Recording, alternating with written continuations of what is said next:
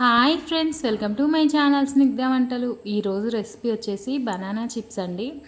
ఎప్పుడు బయట కొనడం కాకుండా ఇలా ఒకసారి ఇంట్లో ట్రై చేయండి. అచ్చం మనం బయట కొన్నట్టుగానే ఉంటుంది. టేస్ట్ మాత్రం చూడండి ఎంత క్రంచీగా వచ్చిందో. సింపుల్ ప్రాసెస్లో అచ్చం బయట కొన్నట్టుగా రావాలంటే ఈ వీడియో చూసేయండి. దీనికోసం అయితే ఇలా మీడియం సైజులో ఉన్న బనానాలు 3 వరకు తీసుకున్నానండి.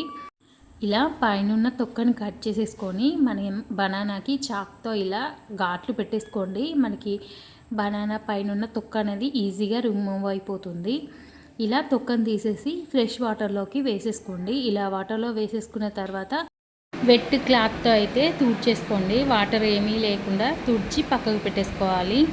ఇప్పుడు ఒక చిన్న గిన్నె తీసేసుకొని 1 టీ స్పూన్ వరకు పసుపు, అలాగే 1 టేబుల్ స్పూన్ వరకు సాల్ట్ వేసేసుకోండి. ఇందులోనే కొంచెం వాటర్ని వేసేసి చక్కగా మిక్స్ చేసి పక్కకు పెట్టేసుకోవాలి. ఇప్పుడు ప్యాన్ పెట్టేసుకొని డీప్ ఫ్రైకి సరిపడా ఆయిల్ని అయితే వేసేసుకోండి. ఇలా ఆయిల్ వేసేసుకున్న తర్వాత ఆయిల్ హీట్గా ఉన్నప్పుడే మనం ఇలా బనానా చిప్స్ అయితే వేసేసుకోవాలండి. నాకు కొంచెం ఇలా డైరెక్ట్ ఆయిల్లో వేయడం ఇబ్బంది అయిపోయిందండి, వేయడం సరిగా రాలేదు. అందుకనేసి ఒక ప్లేట్లోకి అన్నీ ఇలా బనానా చిప్స్ తురిమి పెట్టేసుకున్నాను. ఇలా అన్నిటినీ తురిమేసుకున్న తర్వాత ఇలా ఆయిల్లోకి మనకి ఎన్ని బనానా చిప్స్ పడతాయో అలా బనానా చిప్స్ ఆయిల్లోకి అయితే వేసేసుకున్నాను.